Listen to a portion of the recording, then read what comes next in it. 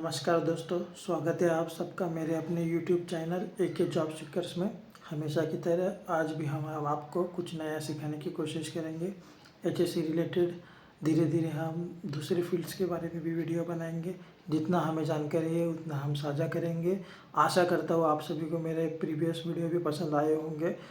तो मेरे बहुत सारे स्टूडेंट्स रहते हैं या वर्किंग प्रोफेशनल्स मेरे दोस्त रहते हैं। जैसे मैं सेफ्टी मैनेजर हूँ तो मेरे अंडर में बहुत सारे सेफ्टी सुपरवाइज़र्स और सेफ्टी ऑफिसर्स काम करते हैं। तो उनका मेरे को हमेशा एक कहना रहता है कि सर डेली सुबह कंपनी में जाके या जहाँ पे भी जो वो लोग काम कर रहे हो वर्क एनवायरनमेंट में जाके उन्हें TBT देना होता है। सुबह जाके TBT यानी टूल बॉक्स टॉक। तो इसमें ऐसा है कि सुबह जाके इन्हें एक 10 से 15 मिनट का लेबर्स हो गए, आपके स्टाफ्स हो गए, उन्हें सबको जमा करके कोई भी काम को साइड पे शुरू करने से पहले या साइड पे या फैक्ट्री में तो इन्हें एक ब्रीफिंग देना रहता है। जैसे कि आज क्या एक्टिविटीज़ होने वाली है, उसमें कितनी क्रिटिकल एक्टिविटीज़ है, उसमें क्या प्रिकॉशंस लेना है, उसके बारे में सबको अवेयर करना रहता है। तो मेरे बहुत सारे स्टूडेंट्स हैं, मेरे बहुत सारे दोस्त हैं जो सेफ्टी फील्ड में काम कर रहे हैं, जैसे सेफ्टी सुपरवाइज़र हो गए, सेफ्टी ऑफिसर्स हो गए। तो हमेशा पूछते हैं कि डेली डेली TBT में हम लोग क्या टॉपिक्स प्रिफर करें। तो उन्हें कुछ नए टॉपिक्स TBT में इंक्लूड करने हैं। तो वही कुछ नए टॉपिक्स के बारे में मैं आज डिस्कशन करूंगा और बताऊंगा कि आप 30 दिन रहते हैं जैसे महीने के, तो 30 दिन में कौन से 30 टॉपिक्स पे आप TBT दे सकते हो। तो दोस्तों सबसे पहले तो अपने जो कॉमन जनरल टॉपिक्स है उसके ऊपर हम लोग बात करेंगे। जैसे कि वर्क एट हाइट, आपका एक्सकवेशन सेफ्टी, उसके बाद आप व्हीकल सेफ्टी के बारे में बात कर सकते हैं। उसके बाद बहुत सारे टॉपिक्स है इम्पोर्टेंट, इलेक्ट्रिकल सेफ्टी हो गया आपका। तो ये इन जनरल टॉपिक्स है जो कोई भी इंडस्ट्री में आप जाओ तो ये सब काम होते हैं। जैसे हाइट का काम, इलेक्ट्रिसिटी का काम, कंस्ट्रक्शन का काम। अगर फैक्ट्री में कर रहे हैं, मैन्युफैक्चरिंग फैक्ट्री है, तो वहाँ मशीनरीज होंगे ज़्यादा। तो बहुत सारी चीज़ें वहाँ पे जो रहती है। तो आपको सबसे पहले ये देखना है कि इसमें सबसे क्रिटिकल एक्टिविटीज़ कौन सा है। तो जो क्रिटिकल एक्टिविटीज़ है वो आपको साइड करके उसके ऊपर पहले बेसिक ट्रेनिंग्स देने हैं। उसके ऊपर ही पहले सबको रिफ्रेशर ट्रेनिंग्स देने हैं या उसके ऊपर ही TBT देना है। और उसके बारे में लोगों को बेसिक बारे में पहले अवेयर करना है। उसके बाद एडवांस लेवल पे, जैसे कोई भी आदमी जब कार सीखने जाता है या कोई भी गाड़ी सीखता है तो सबसे पहले उसे ट्रेनिंग सेंटर जाना पड़ता है। ट्रेनिंग सेंटर यदि वो जाएगा तो वो ट्रेनिंग सेंटर वाला एक ही दिन में उसे कार चलाना नहीं सिखाएगा। वो कम से कम 1 से 2 महीना लगाएगा उसे कार सिखाने में और कार के बारे में पूरा धीरे धीरे जानकारी देके उसको एक्सपर्ट करेगा। वैसे ही हम लोग आज थोड़ा लंबा वीडियो नहीं बनाना है, हम थोड़ा टॉपिक्स डिस्कस करेंगे। सबसे बेसिक टॉपिक्स, सबसे मेन टॉपिक तो है अपना work at height, electrical safety, excavation safety. आपका इसके अंदर आ जाएगा जैसे precautions during vehicle driving, about hyperphobia. तो हाइपोफोबिया बहुत सारे लोगों को मालूम नहीं होता है। एक कंडीशन है, जैसे कोई लोगों को, बहुत सारे लोगों को डर लगता है, बहुत सारे लोगों को हाइट पे काम करने के लिए डर लगता है। उनके मन में हाइट के बारे में क्या उनके दिमाग में ऐसे बन गया रहता है कि हाइट पे काम करेंगे गिर जाएंगे। तो जैसे ही कोई ऐसी कंडीशंस जिनकी है, जिनको हाइपोफोबिया है, तो ये लोग हाइट पे काम करने के लिए जैसे ही चढ़ेंगे तो इनका वो हाइपोफोबिया मोड एक्टिवेट हो जाएगा। इनको डर लगेगा, इनका ब्लड प्रेशर बढ़ेगा, इनको स्वेट आने लगेगा, बहुत सारी चीज़ें हैं।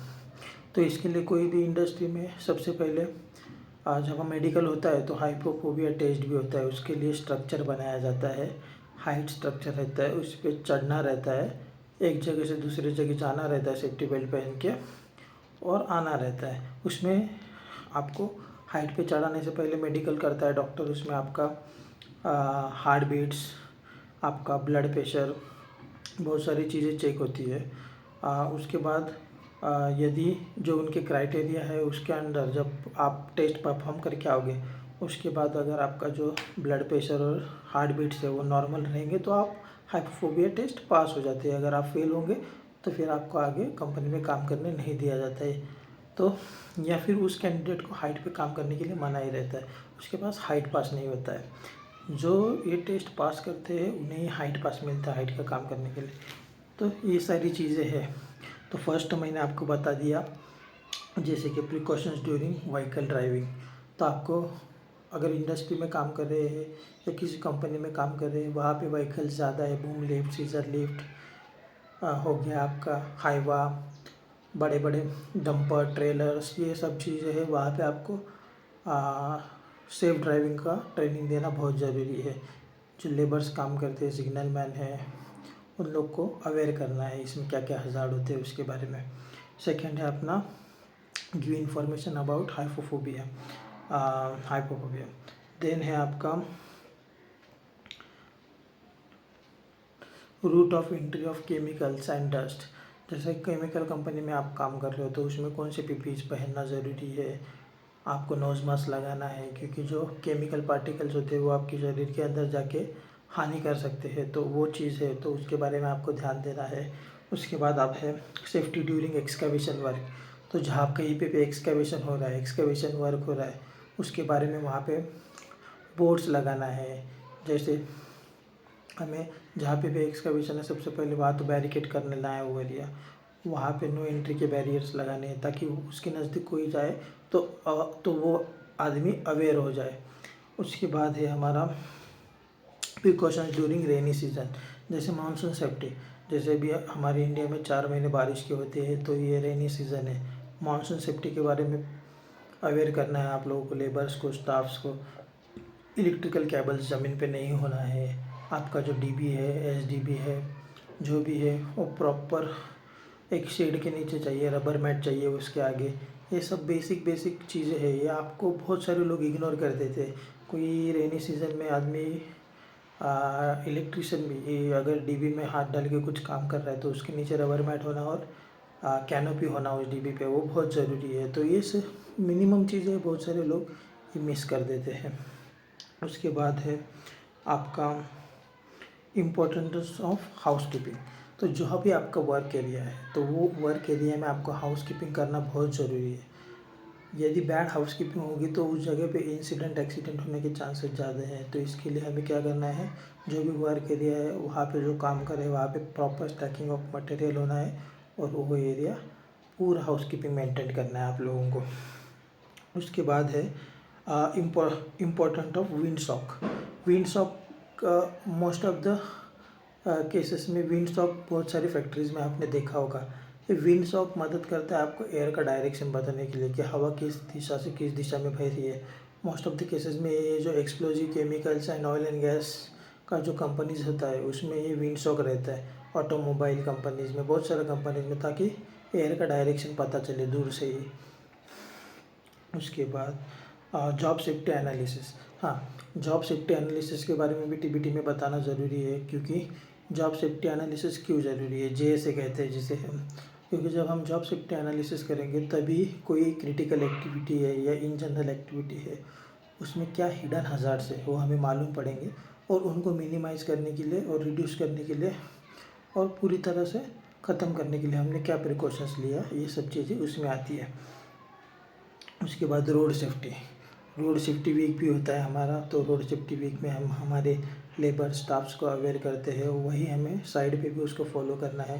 तो रोड सेफ्टी जो है वो रोड सेफ्टी फॉलो करना बहुत इम्पोर्टेंट है।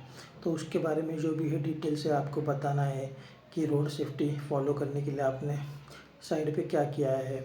जैसे साइड पे पट्टे होते हैं, लेन्स होते हैं, उसके बाद रोड बैरियर्स होते हैं, ये सब चीज़ें रिक्वायर्ड जगह पे होनी चाहिए। कहीं पे रोड में साइनेजेस होने चाहिए, drive slow, speed limit, side में रेडियम लगाए हुए जो पोल्स रहते हैं जो नाइट में हेल्प करते हैं। जब कोई व्हीकल जाता है और अंधेरा है तो उसमें लाइट पड़ेगा तो वो ब्लश होंगे, तो उससे हमें पता चलता है। तो ये सब चीज़ें रोड सेफ्टी के अंडर आती है। उसके बाद फ्लेम वर्क परमिट यानी फायर वर्क परमिट। जहाँ जब भी आप साइड पर कोई फायर रिलेटेड जिसमें फ्लेम्स आता है, इग्निशन होता है, या जिसमें आग लगने की संभावना है, उसके लिए हॉट वर्क परमिट लेना ज़रूरी है। तो हॉट वर्क परमिट के बारे में भी आपको अपने स्टाफ्स और लेबर्स को आपको टीबीटी में बताना है कि यदि आपको ये हॉट वर्क कर रहे हैं तो उसके बारे में पहले बताना है, और उसके बारे में जो सेफ्टी प्रिकॉशंस लेना है, जैसे जिस जगह पे वर्क हो रहा है वो एरिया पूरा बैरिकेशन चाहिए, वो वहाँ पे हाउसकीपिंग मेंटेन होना चाहिए, वहाँ पे फायर एक्सटिंग्विशर्स होने चाहिए, वहाँ पे फायर वॉचर होना चाहिए, वहाँ पे फायर ब्लैंकेट होना चाहिए, वहाँ पे फायर एक्सटिंग्विशर्स, और वहाँ पे फायर स्टैंड्स है कि नहीं है, वहाँ पे कोई ऐसी चीज़ नहीं होनी चाहिए जैसे कि कोई केमिकल्स है या कोई स्टोर रूम है जिसमें केमिकल्स है, और कोई भी जो इग्नाइट हो सकता है या आग पकड़ सकता है, ऐसी कोई चीज़ वहाँ पे मौजूद नहीं होनी चाहिए। तो ये सब चीज़ें आपको उसके अंडर आती है। उसके बाद general safety rules during project work, जो भी अपना प्रोजेक्ट चल रहा है जिस रिगार्डिंग उसके बारे में क्या जनरल सेफ्टी रूल्स है। जब कोई कंपनी फॉलो करता है 10 गोल्डन सेफ्टी रूल्स, कोई कंपनी कुछ अलग है, तो जो भी है अपना जनरल सेफ्टी रूल्स है, जैसे पीपीई पहन के वर्क एरिया में आना है तो आपका पीपीई जोन है उसमें एंटर करने से पहले पीपीई पहनना ज़रूरी है। तो ये सब चीज़ें हैं, ये जनरल साइड सेफ्टी रूल्स में आती है। तो वो भी जो रूल्स है वो डिस्प्ले करने हैं, ताकि कोई नया आदमी आता है साइड पे तो उसे पता चले कि हमें पीपीई जोन में जाने से पहले पीपीई पहन के जाना है। उसके बाद इमरजेंसी प्लानिंग जो है, कभी भी साइड पे इमरजेंसी, कोई भी इमरजेंसी होती है, या आग लग सकती है या केमिकल लीकेजेस हो सकता है या कुछ भी इमरजेंसी, यानी यही नहीं मैन मेड इमरजेंसी नहीं, नेचुरल इमरजेंसी भी आ सकती है, फ्लूड आ सकता है, भूकंप आ सकता है या कुछ भी हो सकता है, आग लग सकती है। तो ये सब चीज़ें हैं नेचुरल डिज़ास्टर्स और मैन मेड डिज़ास्टर्स। तो इसकी वजह से इमरजेंसी कभी भी आ सकती है। तो हमारा इमरजेंसी प्लान क्या है, हमारा इमरजेंसी फ्लो चार्ट कैसा है, या हमारा जो हर कंपनी का कोई इमरजेंसी प्लान होता है, तो वो इमरजेंसी प्लान बनाने के बाद वो अपने स्टाफ को और लेबर्स को भी कम्युनिकेट करना ज़रूरी है, क्योंकि उन्हें भी जब भी कोई इमरजेंसी होता है तो हमें क्या रूट और क्या मैप फॉलो करना है, और क्या हमारी सिस्टम है, क्या सिस्टम फॉलो करनी है, वो सिस्टम मालूम होनी चाहिए। इसके लिए इमरजेंसी इवैक्यूएशन प्लान ये भी स्टाफ को और लेबर्स को बताना सेफ्टी ऑफिसर सेफ्टी मैनेजर का जिम्मेदारी है। उन्होंने ये टीबीटी में डिस्कस करना है, बताना है कि इमरजेंसी कंट्रोलर कौन है। उसके बाद जो हमारा पीएम है वो जो है वो उसको बताना है इमरजेंसी होने के बाद।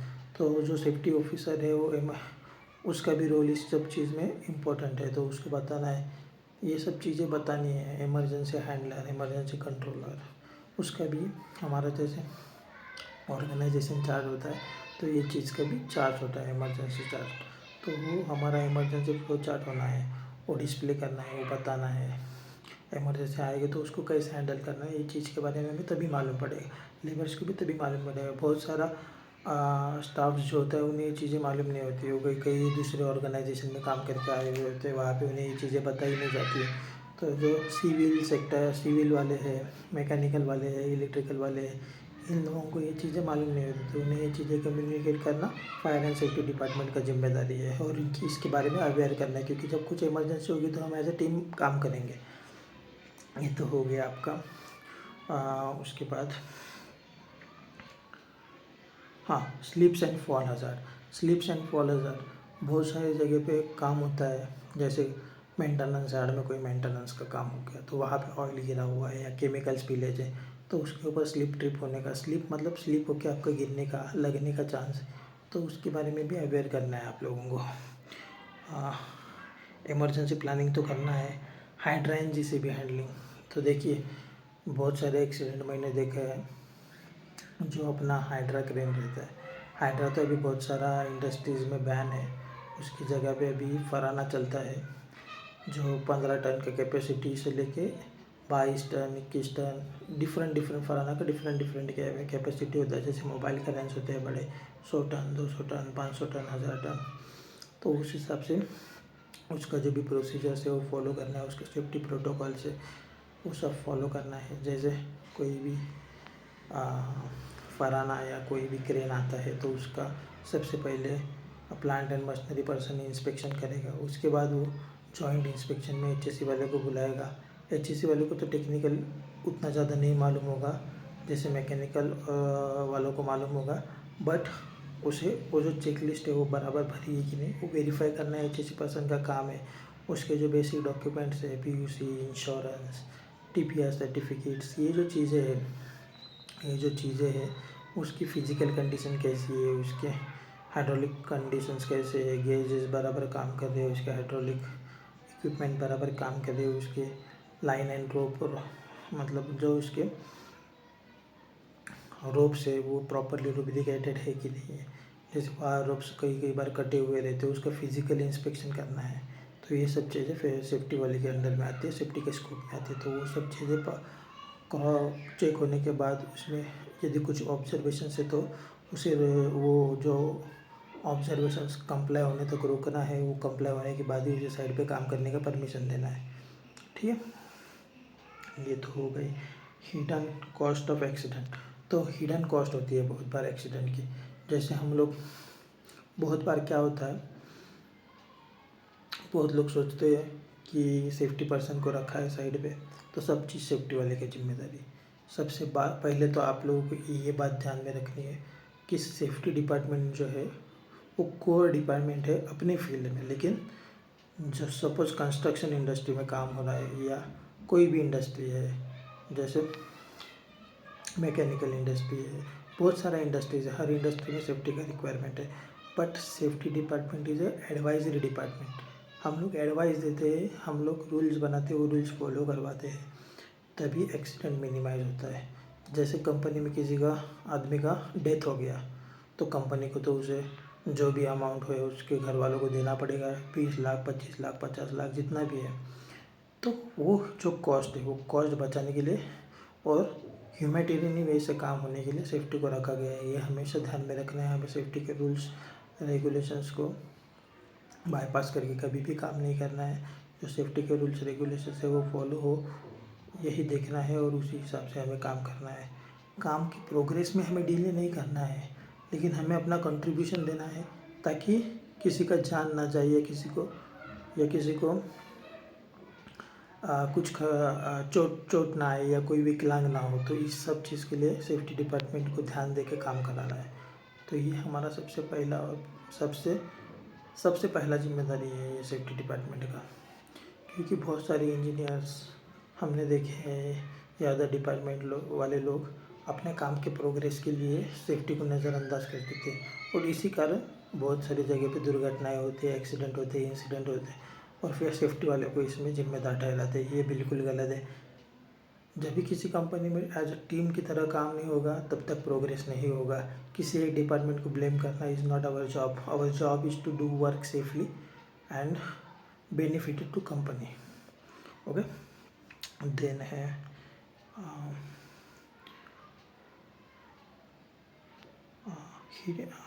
Working at height.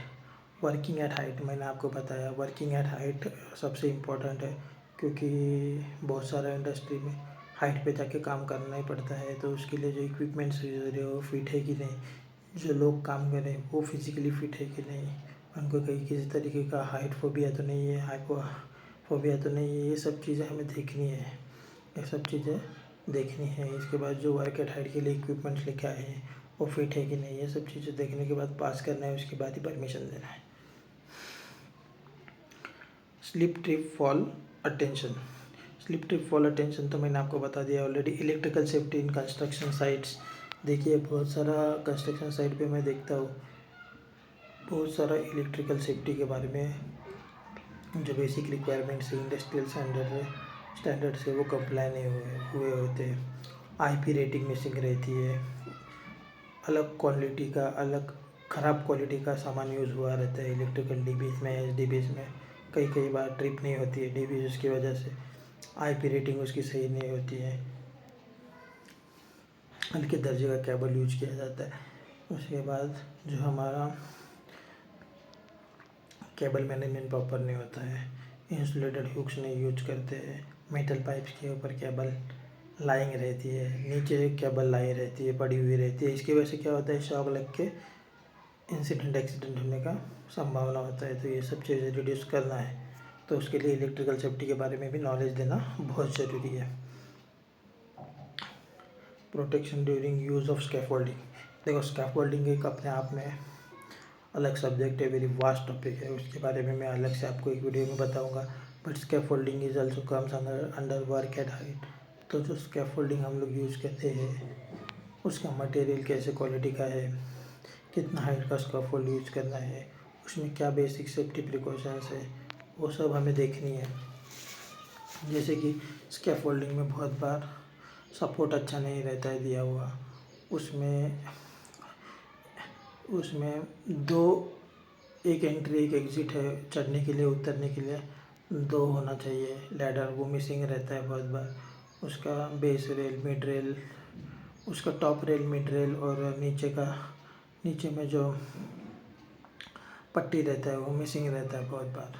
प्लेटफॉर्म जो रहता है वो 2 मीटर से कम का रहता है, उसमें ऊपर में सेफ्टी बेल्ट फंसाने के लिए कोई सुविधा नहीं होती है। तो ये बहुत सारी चीज़ें होती है जो मिसिंग रहती है स्कैफोल्डिंग्स में। स्कैफोल्डिंग्स में मैं देखता हूँ बहुत बार मटेरियल इतना रस्टेड रहता है, इतना ख़राब क्वालिटी का मटेरियल रहता है, उसमें प्रॉपर सपोर्टिंग नहीं रहता है तीनों डायरेक्शन से, चारों डायरेक्शन से जो भी रिक्वायरमेंट है उस हिसाब से, और वो कोलैप्स हो जाता है। स्कैफोल्डिंग में बहुत सारे टाइप्स है, उस टाइप्स के अनुसार सेफ्टी होना ज़रूरी है। उसमें इंस्पेक्शन टैग्स मिसिंग रहेंगे, जैसे टो बॉडी नहीं रहेगा किसी किसी स्कैफोल्डिंग में। तो ये बहुत सारी चीज़ें हैं स्कैफोल्डिंग में, इसके बारे में हम अलग से डिस्कस करेंगे। बट ये बेसिक पॉइंट्स जो है मैंने बताया, ये उसमें इंस्पेक्शन टैग नहीं रहेंगे। अगर बन रही है स्कैफोल्डिंग तो उसमें येलो कार्ड नहीं रहेगा, जैसे बन रही है अभी तक पूरी बनी नहीं है या उसको होल्ड किया है तो रेड कार्ड लगेगा, और ओके है, टेस्टिंग हो गया है, चेकिंग हो गया, उसका चेकलिस्ट भरा गया है तो उसमें ग्रीन टैग लगाना है। ये सब चीज़ें बहुत बार मिसिंग रहती है। मैं देखता हूँ कंस्ट्रक्शन साइड पे, बहुत सारी साइड पे स्कैफोल्डिंग का इतना यूज़ होता है हाई राइज में, बट वहाँ पे ये बेसिक स्टैंडर्ड प्रैक्टिस भी फॉलो नहीं होती है। इसके कारण इंसिडेंट्स बहुत ज़्यादा होते हैं। Report of unsafe acts and unsafe conditions. देखिए ये reports of unsafe acts and unsafe conditions, इसकी रिपोर्टिंग करना इतनी ज़रूरी है क्योंकि बहुत सारी बार सेफ्टी ऑफिसर के सामने अनसेफ एक्ट होता है, अनसेफ कंडीशन होता है, लेकिन वो अवॉइड करता है। देखो ये unsafe acts and unsafe conditions का रिपोर्टिंग होना इतना ज़रूरी है कि अगर हम लोग इसका रिकॉर्ड नहीं रखेंगे ना तो यही माइनर एक्सीडेंट से मेजर एक्सीडेंट में कन्वर्ट हो जाते हैं। जैसे मैं एक एग्ज़ाम्पल देता हूँ, आप देख रहे हैं हॉट वर्क चालू है नियर पेट्रोल या डीजल स्टोरेज यार्ड। बहुत बार क्या होता है, हम लोग सोचते हैं कि कुछ एक्सीडेंट नहीं होगा, वो काम कर रहे हैं, उसका एक डिस्टेंस है, वो डिस्टेंस यदि मेंटेन नहीं हुआ और सपोज़ किसी कारणवश वो पेट्रोल और डीजल यार्ड में आग लग जाती है तो उसमें इतना नुकसान होगा, उसमें कंपनी का एसेट्स जल जाएगा, किसी आदमी का जान चला जा सकता है। तो ये हम लोग देखते हैं, लेकिन बहुत बार क्या करते हैं, सेफ्टी वाले भी देखने के बाद इसे नज़रअंदाज कर देते हैं। तो नज़रअंदाज नहीं करना है, कोई अनसेफ एक्ट कर रहा है तो उसे वार्निंग देना है, वो काम बंद करना है, उसे वो काम सुरक्षित तरीके से कैसे करना है वो बताना है, उनको इस बारे में ट्रेनिंग्स देना है। साइड पे ट्रेनिंग दो, आप उनको अवेयर करो उसके रिस्क क्या है, वहाँ पे यदि क्या स्टोरेज यार्ड है तो उसमें ये चीज़ का क्या इफ़ेक्ट हो सकता है। तो ये सब चीज़ें उन्हें बतानी है क्योंकि लेबर्स को ये सब चीज़ों के बारे में ज़्यादा अवेयरनेस नहीं होता है। वो अवेयरनेस क्रिएट करना सेफ्टी ऑफिसर्स का काम है और सेफ्टी पर्सन का काम है, सेफ्टी प्रोफेशनल्स ये काम करना है, ठीक है। क्योंकि बार बार ट्रेनिंग देंगे तो उनको भी समझ में आएंगे हज़ार्ड्स के बारे में, और फिर वो हज़ार्ड्स का क्या रिस्क है वो भी पता चलेगा। तो इसलिए हमें ये सब अनसेफ एक्ट करने से रोकना है। कोई यदि अनसेफ कंडीशन है, वहाँ पे ऑयल गिरा हुआ है तो वो तुरंत साफ़ करवा के लेना है, ताकि उसमें कोई इग्निशन हो के वो उस ऑयल यार्ड या गैस यार्ड या अपना डीजल पेट्रोल यार्ड तक ना पहुँचे। तो ये भी जानकारी है उनको देना बहुत ज़रूरी है क्योंकि लेबर्स तो ज़्यादा पढ़े लिखे रहते रहिए, उन्हें अपने काम से मतलब रहता है, तो ये काम के चक्कर में उन्हें अपनी जान ना गंवाना पड़े। तो ये सबसे बड़ी चीज़ है और इसके हमें ध्यान दे के उनको बताना है हर चीज़। हाँ, प्रिकॉशंस ड्यूरिंग मैनुअल हैंडलिंग। बहुत सारा साइट्स पे मैनुअल हैंडलिंग होता है, जैसे सीमेंट का गोनी हो गया या कोई मटेरियल है, स्टील या स्टील रॉड से वो मैनुअल हैंडल करते हैं, या कोई वज़नदार चीज़ है जिसे उठाना है तो मैनुअल हैंडलिंग के टाइम पे हमें कैसे काम करना है, तो वो बताना है उन्हें उसमें क्या रिस्क है, उसमें क्या उसमें जैसे उसमें क्या रिस्क से इन्वॉल्व है, उसमें क्या कर सकते हैं हम। जैसे कोई वज़न वाला चीज़ उठाना है तो बहुत बार लोग कमर से झुक के उठाते हैं वज़न वाला चीज़, तो उससे क्या होता है, पीठ की जो रील रहती है, रील की हड्डी, उस पर प्रेशर आ जाता है, या उसमें उसके अंदर जो लॉक्स रहते हैं वो डिसलॉक, मतलब उस पीठ रील की हड्डी के ऊपर यदि प्रेशर आएगा आदमी का तो पीठ दर्द की समस्या, या पीछे में जो स्पाइनल कॉर्ड है उसमें डिस्क रहता है, वो डिसलोकेट हो सकता है या वो सरक सकता है, तो उसके बाद बहुत खर्चा आएगा, पेन भी बहुत ज़्यादा होता है। तो जब भी कोई वज़न वाला वस्तु उठाना है, तो मैं एक एग्जांपल दे रहा हूँ, तो आदमी का जो एनर्जी या ताकत है वो हमें जो हमारा लोअर बॉडी पे आना चाहिए, घुटने से बैठ के फिर उठाना है उसे, तो वो हमारा जो लोअर बॉडी है, हमारा जो पैर है उस पर वो प्रेशर आना चाहिए, ना कि बैक पे। तो प्रेशर ट्रांसफ़र कैसे करना है उसके बारे में ट्रेनिंग देना ज़रूरी है सेफ्टी वालों को। तो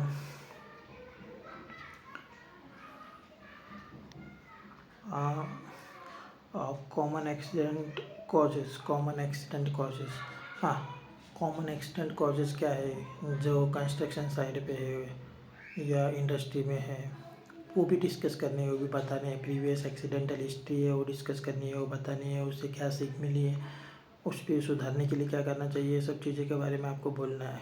जैसे मैं बोला आपको अनसेफ एक्ट और अनसेफ कंडीशन। अनसेफ एक्ट वो होता है जो हम लोग करते हैं हमें मालूम होने के बाद, हम हमारे से की गई हुई एक्टिविटी।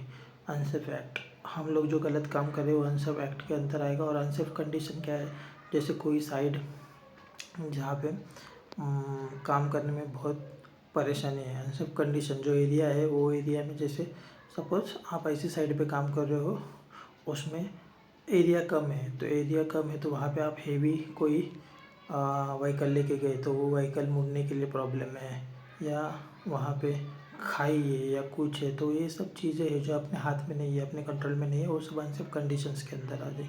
तो यही मैं क्यों बोल रहा हूँ आपको, unsafe act and unsafe condition, ये चीज़ों का रिपोर्टिंग करना क्यों ज़रूरी है, ये आपको मैं एक अलग से इसके लिए एपिसोड बनाऊँगा, उसमें बताऊँगा। उसमें हेनरीज ट्रायंगल करके जो कंसेप्ट है उसके बारे में मैं आपको बताऊँगा कि इसका मेजर एक्सीडेंट होने के लिए कितने नियर मिसेस इम्पोर्टेंट है, अनसेफ एक्ट अनसेफ कंडीशन से लगते हैं, वो सब चीज़ें मैं उसमें हेनरीज ट्रायंगल में आपको बताऊँगा, तो आपको वो भी आइडिया क्लियर हो जाएगा। उसके बाद common accident causes, use of proper PPEs. हाँ, जो भी आप काम कर रहे हो, जैसे अपना बेसिक पीपीईज तो है, हेलमेट, जैकेट, जूता, ये तो अपने बेसिक पीपीईज है। इसके अलावा जो भी हम लोग वर्क कर रहे हैं उसके रिलेटेड जो पीपीईज है वो भी उनके बारे में भी जानकारी देना है, और उनका यूज़ करने के लिए लेबर्स को प्रेरित करना है, स्टाफ को प्रेरित करना है। जैसे हाइट का कोई काम है तो आपको सेफ्टी बेल्ट या यूज़ करना है आपको। जैसे आप कई केमिकल एनवायरनमेंट में काम करने जा रहे हो जहाँ पे एयर ख़राब है, एयर क्वालिटी ख़राब है, तो नोज़ मास्क पहनना है। तो ये सब बेसिक पीपीईज है, और जैसे रिक्वायरमेंट हो पीपीईज का उस हिसाब से हमें पीपीईज पहन के ही काम करना चाहिए। क्योंकि देखिए, जान यदि चली जाएगी तो कुछ नहीं आगे बचेगा। तो इससे अच्छा है, कोई हानि होने से अच्छा है उसका प्रिकॉशंस लो, पीपीईज पहनो, पीपीईज पहन के काम करो। सेफ्टी हार्नेस यूज़ करो, यदि आप हाइट पे जा रहे हो काम करने के लिए तो सेफ्टी हार्नेस दिया है कंपनी ने, यूज़ करो उसको। ये जो है वो सेफ्टी ऑफिसर का काम है, वो लेबर के बार बार टीबीटी में ट्रेनिंग्स में बताना है, तभी उनको इस चीज़ का आदत करेगा।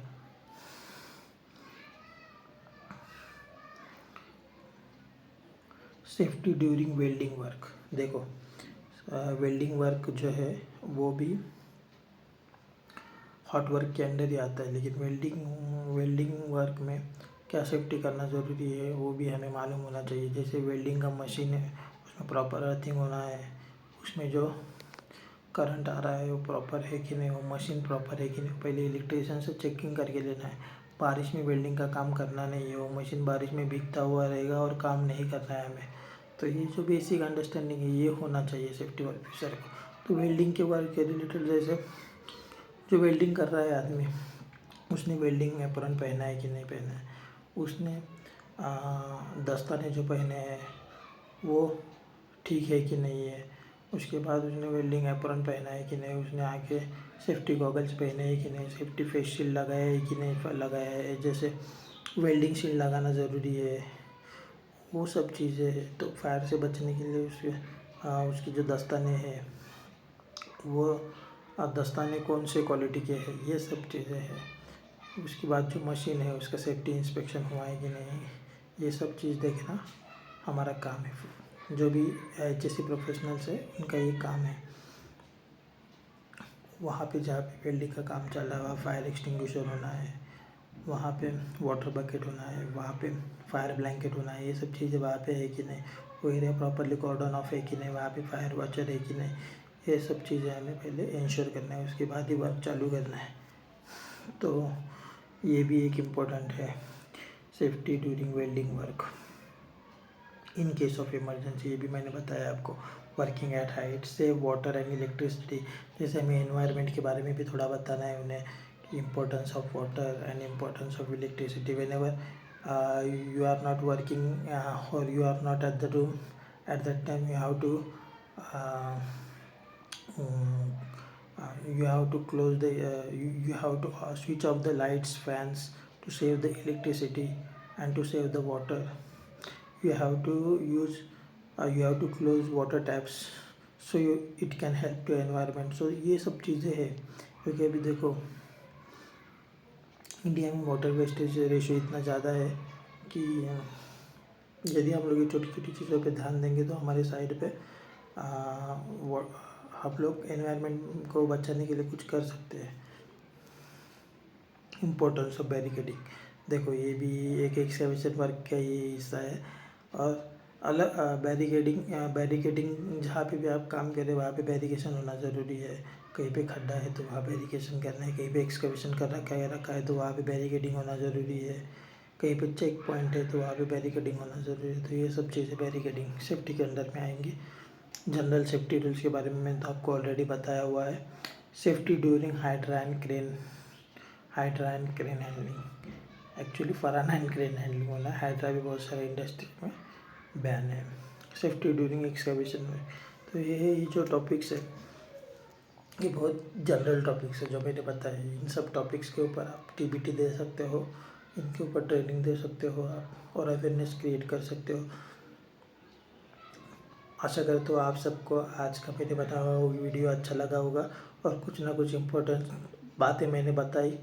आप ये बातें आपके इंडस्ट्री में, कंपनी में लेबर्स को, स्टाफ्स को अवेयर करने के लिए बता सकते हैं। यही कुछ टॉपिक्स है जो मैंने आपको बताया। इसके अलावा और बहुत सारे टॉपिक्स हैं, पर मैंने ये जो इम्पोर्टेंट इन जनरल टॉपिक्स जो होते हैं, कोई भी इंडस्ट्री में जाएंगे सेफ्टी के रिलेटेड, तो मैंने इनके बारे में बात किया है।